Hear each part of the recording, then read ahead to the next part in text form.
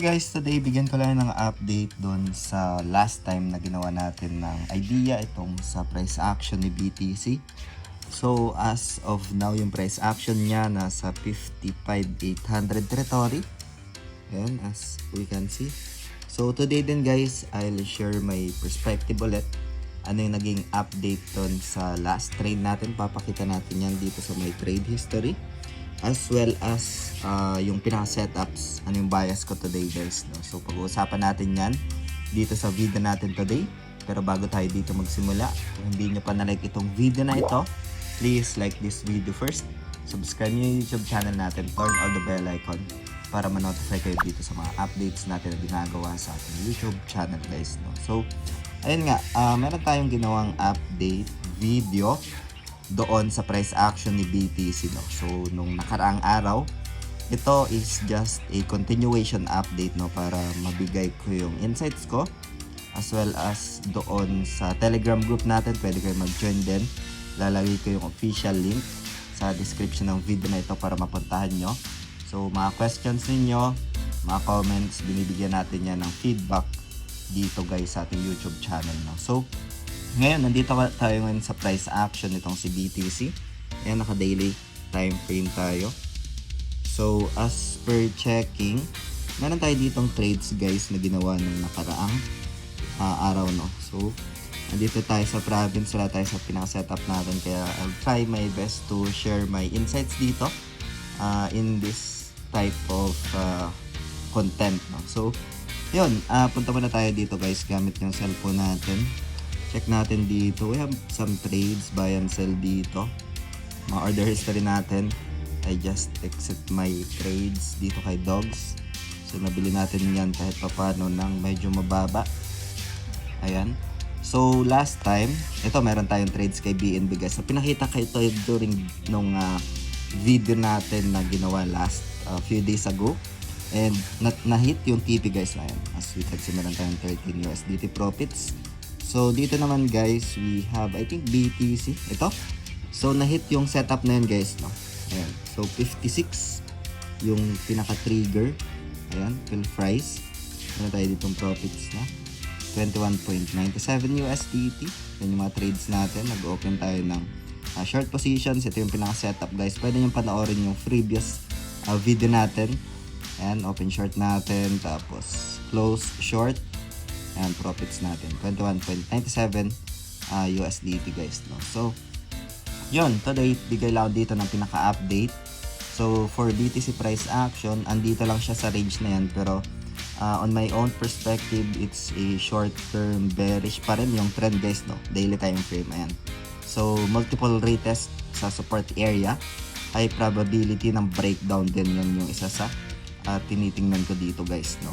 Pero for now kasi ito, as we can see, ito niretest niya ito tapos hindi na tumuloy yung price action sa upside, na reject lang din. So for me, potentially pwede pa siya magkaroon ng retest ulit dyan, pero high probability ng downtrend, no? Na baka magkaroon pa siya dyan ng breakdown. So dito naman, I'll skip muna itong si BTC. I look for other pair, no? So like for example, select natin dito. Ayan. I think try Sol. Okay. So dito kay Sol guys, as we can see 130.26. Sa potential retest lang ako dito mag-entry, maybe 145. Ayan. I'll try to do short lang siguro. So yun, dito punta muna ulit to since naka-pair ito sa spot. So palitan ko lang siya. Hanapin ko dito sa futures. Again guys, itong video natin today is just for ideas lang, for reference, and does not qualify as an investment or financial advice. Risky ang futures guys, especially pag beginner ka na. So it's better to do research, experience, risk management, as well as yung tinatawag natin na psychology, no? So kailangan yan if you do trading dito. So yun, andito tayo sa futures tab.